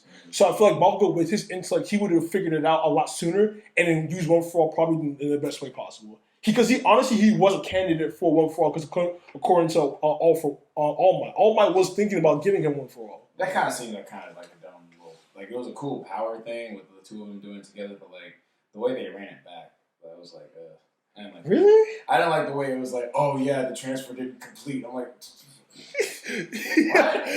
I feel like it was. I feel like because like it's blood and I guess they were maybe they were using actual logic to this. They took the liberty of a non-canon movie and went full on with it. They went head first. Look, I really feel like it no was consequences. Okay, I mean, I got one. Sorry, unpopular opinion. Hit me with it. Most anime video games suck donkey dicks. Which ones you refer to? Storm? Can we talk about this? Can you please talk? Not fucking with Naruto games. One Piece games garbage. Whoa there. Berserk games. Whoa there now. I mean, it's not mainstream. Relax. No. Dragon Ball is probably one of the only franchises that have phenomenal games. Mm-hmm. Okay, so I can list out a few actually. Okay. So Gundam had quite a few good ones, especially Final like Dynasty Warriors. Probably one of their best. Dynasty Warriors 3 was the last one the second to last one in their series, which actually was probably the best out of that entire series. In fact, they actually have like 2-3 more games that got announced this year that are coming out. And they're actually, I saw the gameplay, actually pretty good. Pretty freaking good. In fact, there's another one back when I was younger, I played for 7 years straight. It was back when I was in high school, was SD Gundam Capsule Fighters. One of the best games I used to play, and it was amazing. You were in high school for 7 years? Yeah, I played that game for about 7 years. That game was actually... So you're in high school for 7 years? Well, no. But Your Honor, I move to dismiss this entire farce. Wow. Fucking ass. But I'm even playing this one game right now on my phone. It's called One Piece Treasure Cruise, and like literally, we have the way that game is ran now. Honestly, it's been a lot better than the way it was ran before because a lot of the producers before weren't actually pouring into the community itself. Weren't listening to the community. A lot of people didn't have that interaction with the people who actually produced the game itself. And so it's actually nowadays a lot of games when it comes to anime are having things like community managers to manage the community itself with each different place around the world who make the game better because they listen to the community in some parts of the world. You say that. Explain Jump Force. Okay. Okay, I'll say this. Look, when it comes to Jump Force, That man hit the biggest Uno reverse card I've ever had. That man waited for it. He said, "You activated my trap card, bitch." okay, I feel like I'll just say this. Jump Force, that is its separate own piece of nonsense. I agree with you. There are definitely some... so much potential. Okay, let me... So much potential and so much hype. Let me say this. The way dog water. when I saw the gameplay, I agree with you guys 110%. The gameplay for that was nonsense. I thought it could be like another version of Smash Bros. When I saw that, I was like, what the fuck am I looking at? What is this? They did too much on the CGI. They did way too much. Yo, it was the anti-fighting game. I was like, what am I looking at? It was like they wanted to mix up Ninja Storm, Tekken, and Mortal Kombat all at once. Oh, yes. I agree. I was like, bro, what is this? Like, what are we doing Like here? they just said, let's take all the fighting games and push it somewhere else. They honestly, I was like, bro, okay, when you say Jump Force, that's why I was like, okay, that is nonsense. But everything, like the Ninja Storm games actually it's already getting better. Like if you actually played them, they're actually a lot better. I'll say this, the storyline for each of them, they kept, each of them take their own different pick on the storyline. I will say that. If you look at the storyline for Ninja Storm, the very first one, it's not the same as the one in the actual Naruto. There's only clips of it that actually look similar to what happened, and so like, I did. like you really did, honestly, bro. I will ride for these guys. But these guys are actually fire as fuck. I'm not gonna sit here and play. Like this is actually good. Yeah, Fuck 'em. I got a very unpopular opinion What's on the common anime viewers, especially those who only pretty much only fuck with Naruto.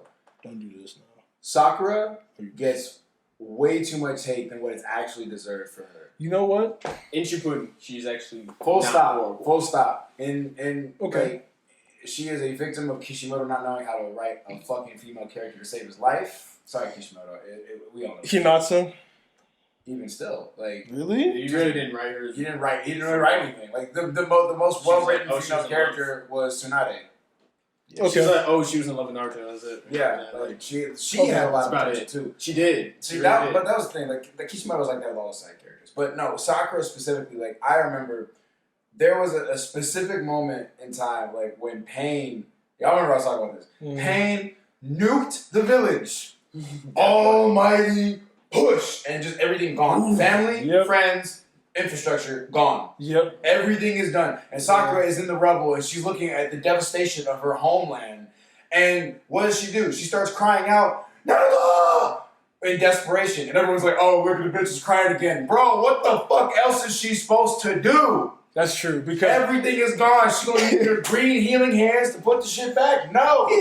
Everyone's dead. Who else is left? That's actually I cried for his ass too. Oh no! I'll be like, hey Naruto, I need you to come back. I can't do this, bro. Like honestly, through Shippuden, she actually like she pulled her weight, and like if you forgo the memes, there's only really one moment where it's like she really fucked up, and that was the moment where she thought she was gonna be big stepping and kill Sasuke. She honestly thought. Okay, yeah, I feel like that was a meme, and in and of itself, that was a huge meme because this makes no like Sakura. You're gonna do what? Her character development at that point was just stunted. Everything from that point, like from beginning to that point. I feel like that was. I agree with you because I feel like when those words came out of her mouth, I was just like, you're gonna do what now? Yeah. And I think people are also. Yeah, okay, Rich. I think people are also very overly critical of that moment in the Great Ninja War where she's like, I finally caught up to them. Well, like, cause like I don't like after rewatching it, mind you, I don't think it's I'm as strong as them. I think it's like I'm finally no longer that burden anymore. I can finally like help them. That I agree with because she actually did. She came in handy whenever she needed. Like when they did the new 3-way deadlock, it was offense, mobility, and support, and she did her role as a support character. Yep. Did she ever be as strong? No. Period. But she embodied the phrase, "You don't fuck with the white mage." Exactly. Like you don't fuck with the white mage. You don't fuck with the white mage. You just don't. Like I said, except for that moment where she got a little too big for herself, trying to kill Sasuke. Everything else, like she helped Lady Chiyo fight Sasori. She is an excellent healer. Oh, she saved Kakuro's life. Yep. She saved Kakuro's life when literally the people who lived in the village couldn't figure out how he got poisoned. Yep. She I would say in terms of like her ability of healing, she's taking on that role what Tsunade had at one point in her life as the best healer around. Like she figured out how to heal someone when the poison itself was unknown to everybody else. Like you said, like it makes sense. Y'all just need to pick someone else to hate on, man. I'm sorry. Seriously. If there's anybody... Tenten. You can hate on Tenten. Tenten was useless. No, you know what? Literally useless. Tenten was useless. Completely useless. Everyone needs to hate on Sasuke because he was a little bitch, alright? Hate on bitch Sasuke.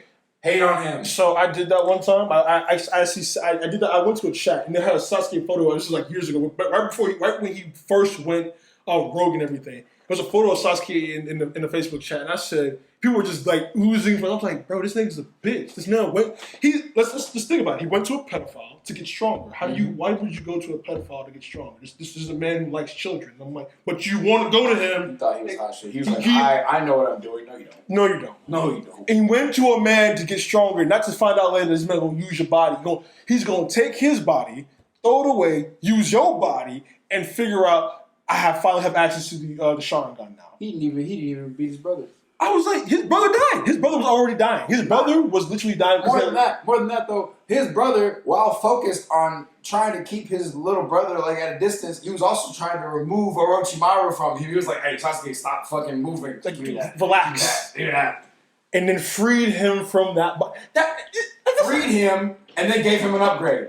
Oh yeah, that's very true. Disrespectful. Disrespectful. And in fact, you know what's crazy? When he came back again and said to him and said, no matter what you do, I don't care if you burn the Leaf Village down that I fought so hard to protect, I will always love you. And left on, I said, you know what, bro? If you don't go help the Leafers after this, your brother did. I swear to God. Yeah, and somehow he heard all those words. He was like, wow. I gotta kill I'm gonna be a menace. I have to kill Naruto. He heard all that and said, I still have to kill Naruto. Like he that has to happen. All his baggage had been packed. Everything else had been good. And after all that, he was just like, "Yeah, I kind of like this whole being a villain terrorist thing. Yeah, being the main villain. Like world terrorist Sasuke Uchiha has a really nice relationship. Matter of fact, since we're getting on the whole Sasuke debate, one unpopular opinion that I will have is that Rock Lee. Matter of fact, Shikamaru would have made a better side character than Sasuke. Honestly, I mean, even Choji would have had a better. Kind of what they've been doing with Boruto, because I mean, really. I mean, I haven't seen Mars kind of been Naruto's right hand man for real. But he wouldn't have been a good rival character. Like, no. There has to be a good. There's got to be a good rival character in this whole thing. Mm-hmm. And if you want a good rival dynamic, look to Black Clover. And I'm telling y'all that because Asta and Yuno, the main characters respectively, they are everything that Naruto and Sasuke should have been. Healthy. I'll say this. I'm not sure if you'll agree with that, but I also think that Deku and Bakugou also are a good rivalry, only because like they learned after that fight that they had in the training center, they learned to start pushing each other. They learned to start actually making each other better because it was like, Deku, I'm gonna keep getting better. I'm gonna always keep being better. And Nick was like, I'll catch up. I'm gonna be just as better as you. And then I was like, in fact, I'll do even more than you. And that's when you see that Deku and Bakugou going back and forth. Like that right there's a healthy rivalry that makes sense. So if we're talking about that, then we can put Naruto and Rock Lee up together because Rock Lee, he has that ambition to want to be stronger than Naruto. Naruto, he just wants to be. I think Rock Lee and Neji was a good. Like after Neji got his like shit rocked and his whole mindset like flipped, I think they were a good rivalry. Also, another unpopular opinion. I'm like the direct like they're training together. I want to say that Rock Lee, naturally talented versus hands. I feel like this is just me. I feel like Rock Lee, hands down, would actually be the strongest ninja in the village. He honestly would because 8 Gates, Rock Lee. I don't who's pulling up the 8 right Gates now. He should be the strongest. Who, right now, who is pulling? Even only 7. Like look at what Naruto and Sasuke have lost in Boruto. Like How is Rock Lee? I haven't seen that part, but I've heard. I've heard they lost a lot. They've lost a lot. I've heard so much. But like Rock Lee, like honestly speaking, like Rock Lee's he owned the title of strongest Genin. I don't care what you tell me. Gaara getting washed by that nigga. I don't care if Shukaku pop up. Rock Lee 8 Gates. I don't think Shukaku touching a fast ass nigga that you can't see.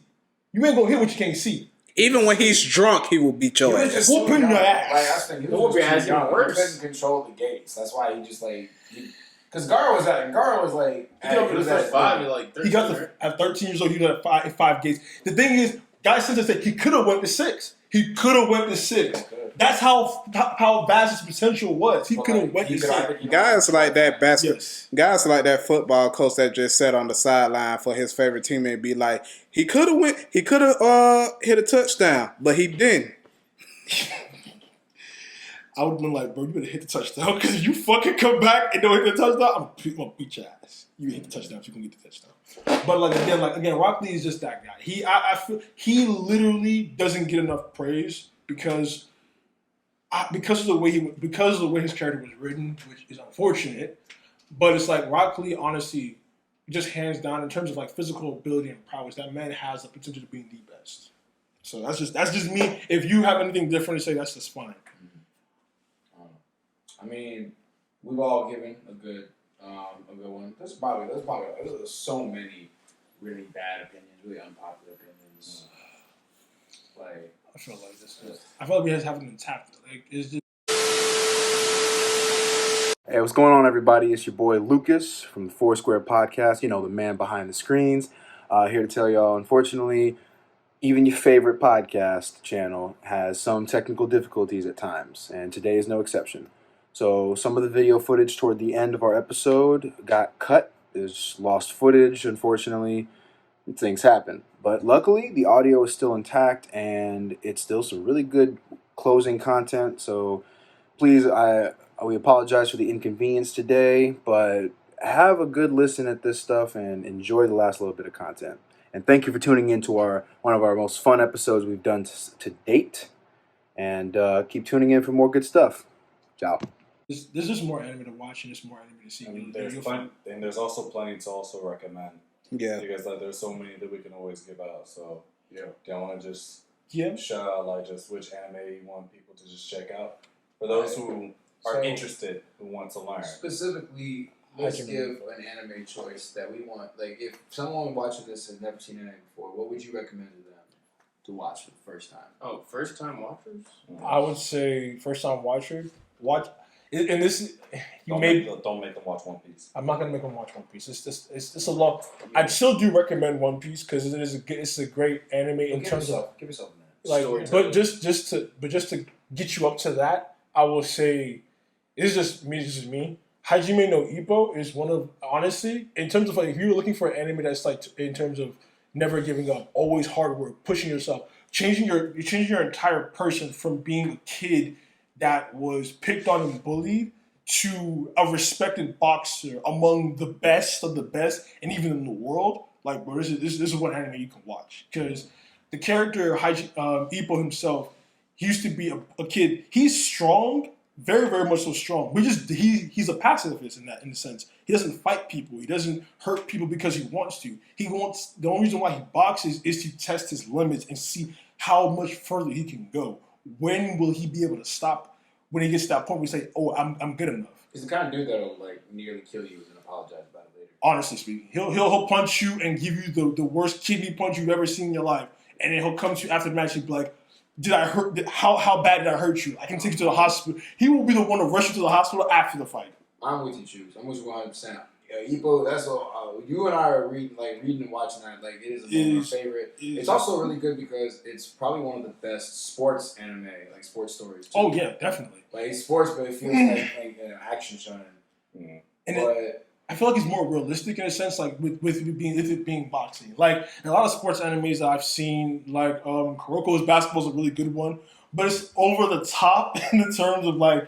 So if no one who's seen it, well, if you ever hear this thing called the zone, you're like, what the fuck is that? And it's like just some doorway that every basketball player has to enter, and when you enter that mode, it's like you're untouchable. Yeah. You're literally the best that you've ever been. Yeah. If you are a scrub, you become the best. Ippo is definitely very grounded, but my favorite thing about Ippo specifically that people will love is that it gives you a taste of what proper character development looks like. Not just the main characters. You got the lovable main character cast, and you got all the side characters that come in and come and go multiple times. Like, honestly, I as much as I love Ippo himself, I always get so invested when two of the characters, Takamura and Mashiba, when they start fighting, I'm all in. I'm all in. Especially when in the manga when Mashiba he lost his championship belt because of a technicality. He lost it. Well, it was a technicality, but at the same time, it's like Mashiba literally lost his shit in that fight and fouled his ass. Yes, I know. He put that man in a stretcher.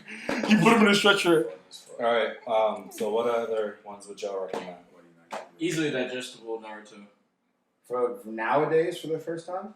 Oh, really? Mm-hmm. Well, old Naruto, yeah. You can easily digestible. You can watch Naruto. Digestible Naruto. Because I watched Naruto and it took me some time and y'all were with me while I was watching and they were explaining to me all the stuff while I was asking questions, but it actually was... You do that or Jujutsu Kaisen. That is a good one to digest. Easily digestible, very quick.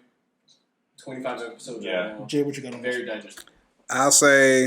I'll recommend my favorite one, Inuyasha, because plot, storyline, character development, all that is good, and it's not like fast paced. You can actually like learn from it and develop. I would say you'll develop more than one favorite character. You will, because your top two is always going to be Inuyasha and Kagome.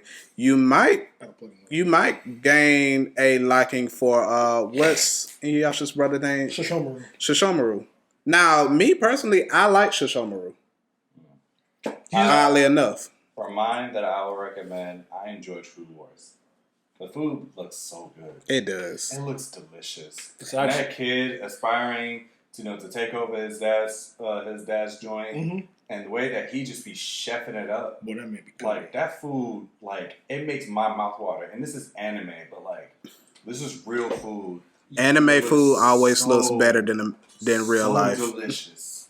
And so I'll recommend Food Wars. Easily digestible. I also have another one. Is like another OG anime. Is two Cowboy Bebop. Yeah, exactly. And then and Yu Yu Hakusho. That is don't like you can't skip past those because when you heard him say spirit gun, you can't tell me you didn't want to pull up like spirit gun on somebody. Or you want the spirit gun on somebody so bad. I got 4 more bullets left in me. How much you got on you? Come on. And I'll say since we're going back to OG animes, for my car guys, I would recommend Initial D, especially if you're like a young dude that likes cars and want to get into anime. Initial D is your perfect area. And also Lupin. Nobody here has recommended Lupin. I am recommending Lupin. Lupin the Third. Yes, Here's my recommendation. I have a 100% success rate of indoctrinating people into anime love. Not like love. Full Metal Alchemist Brotherhood. Oh yeah, definitely. That is like I thought about it a lot. And I'm like, yeah, I could recommend to you My Hero or Demon Slayer, something easy. Yes. But honestly, I feel a lot better saying FMA Brotherhood because it's so like for a shonen, it's so intelligent, it's so like complex, but like not so much so that like you feel like you're struggling to listen to it. Yeah. Like you like it literally grabs you by your hand and takes you through the story and all of its like complexities, all of it. And just to help out, like again, like if you see FMA Brotherhood and you see FMA, they're two different ones. Watch Brotherhood. Brotherhood is the best one to watch. Stay away from the original until you have finished Brotherhood. Watch the original first, then watch No. So I don't. No. And just to give a little feedback on that, because the first one it has too many plot holes. So if you do watch the first one, that's your choice. By all means, go ahead and do it. I wouldn't recommend it because you will hate FMA because of it. You want to watch Brotherhood. The plot holes that the Brotherhood fills in for the first one is way more. You get way more invested and you understand so much more. Well, how do they know that they fill the plot holes if you don't watch the original? Because I'm trying to warn them. We'll let them find out for themselves. It's fine. If you watch Brotherhood, you will see the full story complete, and then you'll watch the original, and you'll be like, "Wow, that is what the fuck." fucking weird." Yeah, like it's really weird when you see the first one. We've talked about so much. There's been so much that we've discussed, and so for that, we're just going to bring it to a close and let the rest of y'all digest it for yourself. So, thank you guys. Eat it for up. tuning in to another episode of Foursquare, man. As always, share this, like, comment, subscribe. This episode is probably going to be one of the larger ones, and Thank you for joining us for the Lucas and Chooks special. basically, pretty much. And drop your likes about what kind of anime you guys like to watch, or recommended anime y'all have for us and everything. Please so do. like, dude, drop it in the comments, share it with your friends as well. Check them, comment them. Like, I know, like, there's plenty of people who enjoy anime, so this will definitely be a fun one for people to comment and chat about. So, and also thank you to our guests, Chooks, Jay. We appreciate y'all for chiming in while Jeff was away being great. So, until then, we will see y'all in another episode. Bye, guys! Peace. Almighty push.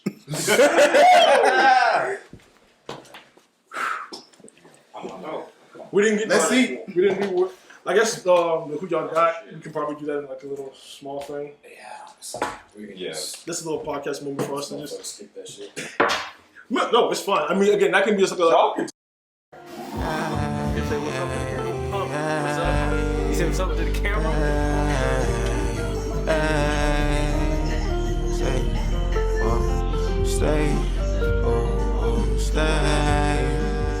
Stay undercover. Stay undercover, I'm stealth. My whole life I kept on waiting for shit. Had to learn to go get it myself. Yeah, I'll get this shit by myself. Yeah, I'll make a way for myself. Yeah, I see you got a new dude and that's cool, but I promise we fuck I won't tell. Yeah, know that you miss it I tell.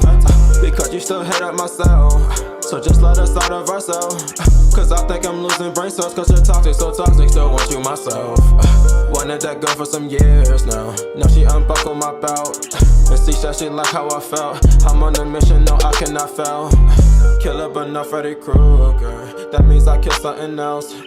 Different is how I maneuver. I am like nobody else.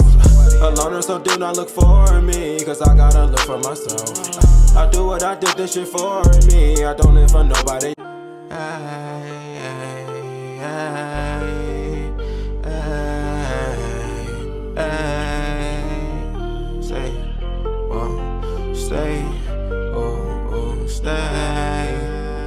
Stay undercover.